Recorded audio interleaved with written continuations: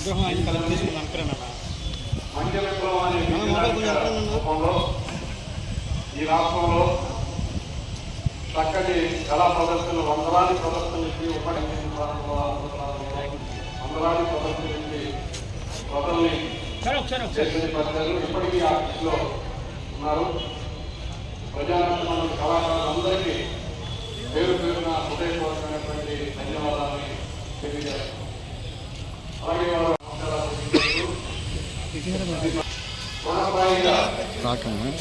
British వాడి తుపాకీ గుర్తులను తన గుండెను ఎదురించి ప్రాణత్యాగం చేసి ఈ దేశానికి స్వాతంత్ర్యం కావాలి అని నిర్ణయంతో ప్రాణాలు రక్షించినటువంటి యోధుడు అల్లూరి సీతారామరాజు గారు.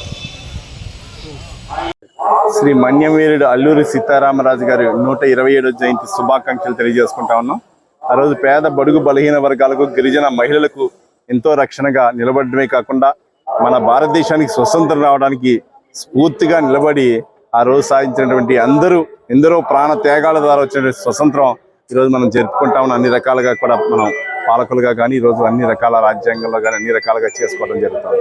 ఎందుకంటే మనం రాబోయే రోజులు ఏదైతే స్ఫూర్తిగా అతి చిన్న వయసులోనే పోరాటాన్ని ముందరికి తీసుకెళ్లి ప్రతి దాంట్లో కూడా సీతారామరాజు గారు ముందర ఆయన స్ఫూర్తితో రాబోయే రోజుల్లో యువత అంతా కూడా ఉండాలని చెప్పి మన సమాచారం కోరుకుంటాము.